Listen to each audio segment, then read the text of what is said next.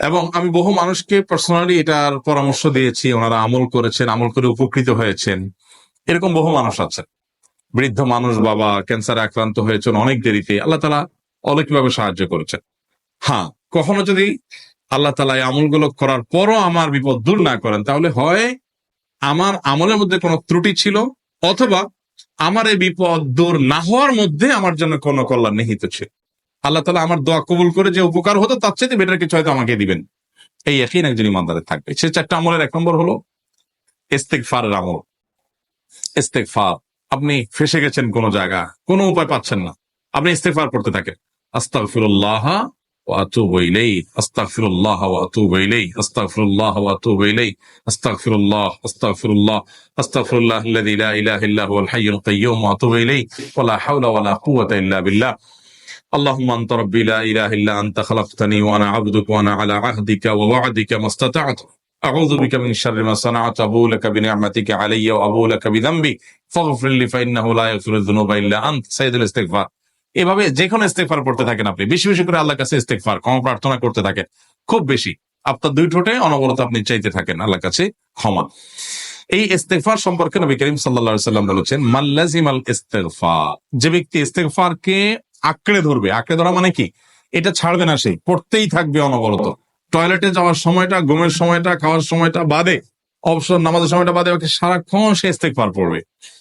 এরকম যদি কেউ করে, আল্লাহ রাব্বুল আলামিন জাআলাল্লাহু লাহু মিন কুল্লি হাম্মিন ফারাজা ওয়া মিন কুল্লি যিকিন মাখরাজা, সকল পেরেশানি থেকে, সকল টেনশন থেকে বের হওয়ার পথ আল্লাহ তাআলা অলৌকিকভাবে তার জন্য আবিষ্কার করে দিবেন। এবং আমি আমার জীবনে যেটা বলেছিলাম, বিস্তারিত বলতে চাই না, এরকম এরকম পরিস্থিতি আসছে যে চোখের সামনে কোনো আপাতত রক্ষার কোনো পথ আর খোলা নেই, এমন ভয়াবহ বিপদ। ইস্তেগফার করতে করতে এমন ভাবে আল্লাহ তাআলা সাহায্য করেছেন যে এটা কল্পনা করলেও মনে হয় যে স্বপ্নের মতো। কিভাবে এখন এই লোক এই জায়গায় আসলো আমার সাহায্যের জন্য, এই লোক তো এটা আমি এই জায়গায় আসার কথা না, ঠিক উনি এসে হাজির হয়ে গেলেন এবং উপকারটা, আমার সমাধানটা হয়ে গেল সমস্যা। তো আলহামদুলিল্লাহ, বহুবার আমি পরীক্ষা করেছি, আর আমার পরীক্ষার 2 পয়সার দাম নাই, হাদিসে বলা আছে, গ্যারান্টি দেওয়া আছে, আমার পরীক্ষা করলেই কি না করলেই। তাহলে একটা আমল হলো কি, ইস্তেগফার। সব সময়ের জন্য এটা কন্টিনিউয়াস করবেন, আর এমনি অবসর সময় ইস্তেগফার করবেন। আরবদের মধ্যে সৌন্দর্য আছে, তারা বিভিন্ন ডাক্তারের ওয়েটিং রুমে বা বিভিন্ন জায়গায় মানুষ যেখানে অপেক্ষা করে পাবলিক প্লেস গুলোতে লিখে রাখে ইস্তেগফার করুন। আপনার হাইওয়ে গুলোর পাশে লেখা থাকে ইস্তেগফার করুন, এবং তারা আসলে একটু পরপর দেখা যায় ইস্তেগফার করে। ভালো মন্দ গুণ সবার মধ্যে আছে, তাদের এই ভালো গুণটা আছে, ইস্তেগফার বেশি বেশি করা। আমরা ইস্তেগফার সচরাচর এইভাবে অনবরত অবসর সময় করার অভ্যাস অনেকের মধ্যেই নাই, আমরা এটা চালু করবো ইনশাআল্লাহ। বিশেষ করে যখন কোনো সমস্যা হবে, তখন ইস্তেগফার চলতে থাকবে মুখে অনবরত। ধীরে ধীরে মহব্বতের সাথে নিজেকে, নিজের পাপ অপরাধ গুলোর কথা স্মরণ করে আল্লাহর কাছে মাফ চাইতে থাকবো, পেরেশানি দূর হবে ইনশাআল্লাহ। এক নাম্বার 2, দুরুদ। নবী করিম সাল্লাল্লাহু আলাইহি সাল্লামের প্রতি দুরুদ পাঠ করা, এটা যদি আপনি নিয়মিত করতে থাকেন মহব্বতের সাথে, আল্লাহুম্মা সাল্লি আলা মুহাম্মদ ওয়া আলা আলি মুহাম্মদ কামা সাল্লাইতা আলা ইব্রাহিম ওয়া আলা আলি ইব্রাহিম ইন্নাকা হামিদুম মাজিদ, আল্লাহুম্মা বারিক আলা মুহাম্মদ ওয়া আলা আলি মুহাম্মদ কামা বারাকতা আলা ইব্রাহিম ওয়া আলা আলি ইব্রাহিম ইন্নাকা হামিদুম মাজিদ।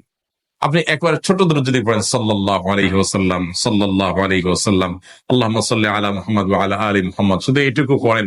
জাযাল্লাহু আন্না মুহাম্মাদাম মা হুয়া আহলু, শুধু এইটুকু পড়েন। আপনি এভাবে যেই কোনো দুরুদ নবী করিম সাল্লাল্লাহু আলাইহি ওয়াসাল্লামের প্রতি যদি পড়েন এবং পড়তে থাকেন অনবরত, ইস্তেগফারের পাশাপাশি দুরুদের ক্ষেত্রে নবী করিম সাল্লাল্লাহু আলাইহি ওয়াসাল্লাম বলেছেন যে এইটা তোমার জন্য যথেষ্ট হয়ে যাবে। তুমি যদি আল্লাহর কাছে আর কোনো দোয়া করতে না পারো, শুধু দুরুদটা পড়ো, তোমার সব পেয়ে যাবে, কিচ্ছু লাগবে না। এক সাহাবী বলছেন, রাসূলুল্লাহ, আমার দোয়ার মধ্যে দুরুদ কত পার্সেন্ট রাখবো? আমি তো আমার অনেক কিছু আল্লাহর কাছে চাইবো, দুরুদ মানে তো নবীজির জন্য দোয়া, মানে আমার জন্য তো আমি দোয়া করবো, আপনার জন্য দোয়া কত পার্সেন্ট করবো? 1/3, 1/4, তারপরে হাফ, এবার বিভিন্ন পার্সেন্টেজ বলছিলেন তিনি। নবী করিম সাল্লাল্লাহু আলাইহি ওয়াসাল্লাম বলেছেন যে হ্যাঁ, এর বেশি করতে পারলে আরো ভালো, আরো ভালো। তো ভদ্রলোক এর বেশি, ওই সাহাবী রাদিয়াল্লাহু তাআলা আনহু, তিনি এর বেশি বাড়াতে একটা পর্যায়ে বলছেন যে আমি সব দোয়া আপনার জন্য করি। নবী করিম সাল্লাল্লাহু আলাইহি ওয়াসাল্লাম বলেছেন, তাহলে তোমার আর কোনো দোয়াই করতে হবে না, এর মধ্যে সব দোয়া চলে আসে। কারণ আপনি যদি বলেন, আল্লাহ আপনার নবীর প্রতি আপনি রহমত নাজিল করেন, আপনার নবীর প্রতি আপনি শান্তি নাজিল করেন, আপনি যেটা দোয়া করেন, তো আল্লাহকে আল্লাহর নবীর প্রতি আপনি রহমত নাজিল করতে বললে আল্লাহ তাআলা আপনার প্রতি রহমত নাজিল করবেন কি করবেন না? আপনি কাউকে খুশি করতে চান, কার কাছ থেকে কিছু আদায় করতে চান, তার ছেলেটারে যদি হাদিয়া তোহফা দেন, আদর যত্ন করেন, তো বাই ডিফল্ট অটোমেটিকলি ওই লোকের সিম্পেথি আপনার দিকে আসবে কি আসবে না? চোখ বন্ধ করে আসবে। তো আল্লাহর নবীর জন্য যখন আপনি দোয়া করবেন তখন আল্লাহ তাআলা আপনার উপর রহমত নাজিল করবেনই, এটা নবী সাল্লাল্লাহু আলাইহি ওয়াসাল্লামের ওয়াদা। যে কোনো পেরেশানি, তিনি আরো বলেছেন, যদি কেউ দরুদের আমল করে নিয়মিত, আল্লাহ রাব্বুল আলামিন তার সকল পেরেশানির জন্য যথেষ্ট করে দিবেন। এই আমলটাকে সবগুলো দূর করার জন্য যথেষ্ট হয়ে যাবে। এই দরুদের আমলটা আমি দেখেছি সুবহানাল্লাহ গুলির মতো কাজ করে। আজকের ঘটনা, এক ভদ্রলোক সকালে একটা টেলিভিশন চ্যানেল, বেসরকারি চ্যানেলে প্রোগ্রাম শেষ করে নামছিলাম লিফটে, তো উপস্থাপক উনি বলছিলেন যে ভাই, মানে দুরুদের আমল পড়ে আমি কিছুদিন আগে একটা ইয়াতে মানে এমন একটা অবস্থা যে এইটা থেকে বের হওয়ার কোনো পথ আর নাই, শুরু করলাম দুরুদ অনবরত, এরপরে আল্লাহ তাআলা আমাকে এমন ভাবে উদ্ধার করলেন আমি কল্পনা করতে পারিনি। আলহামদুলিল্লাহ, এই আমলগুলো করে অনেক ভাইরা আমাকে অভিজ্ঞতা জানাইছে যে আলহামদুলিল্লাহ তাদের অভিজ্ঞতা অলৌকিক। হ্যাঁ, ওই যে বললাম, কখনো যদি আল্লাহ তাআলা আপনার দোয়া কবুল না করেন, তাহলে হয় আমার ত্রুটি আছে, আর না হলে আমার জন্য আল্লাহ তাআলা এর চেয়ে বেটার কিছু রেখেছেন, আমি সেই ইয়াকিন রাখবো ইনশাআল্লাহ বিইذنিল্লাহ। আর এই দোয়াতের সমাধান হবেই হবে, সে বিশ্বাস থাকতে হবে। নবী করিম সাল্লাল্লাহু আলাইহি ওয়াসাল্লাম বলেছেন, হাদিসে কুদসিতে আল্লাহ বলেছেন, আনা ইনদা যান্নি আবদি বি, বান্দা আমার মধ্যে যেমন ধারণা করে আমি তেমন আচরণ করি। আপনি যদি চিন্তা করেন, করে দেখি হয় কিনা, দেখি ট্রাই করি, তাহলে ওই আল্লাহ তাআলা বলবেন ঠিক আছে দেখতে থাক। আপনি যদি ইয়াকিন করেন যে না, নবী করিম সাল্লাল্লাহু আলাইহি ওয়াসাল্লাম যে বলেছেন অতএব সেটা হবেই, আর আল্লাহ রাব্বুল আলামিনের কাছে আমি ওইভাবেই চাবো যে আল্লাহ দিবেনই, আমি নিয়েই ছাড়বো, ইনশাআল্লাহ গুলি মিস হতে পারে, আপনার দোয়া মিস হবে না। ওই ইয়াকিন, ওই ঈমান আমার মধ্যে আনতে হবে, চেষ্টা করবো তো ইনশাআল্লাহ। তাহলে দুইটা আমল হলো, ইস্তেগফার আর দুরূদ। 3 নম্বর আরেকটা আমল হলো দোয়া ইউনুস।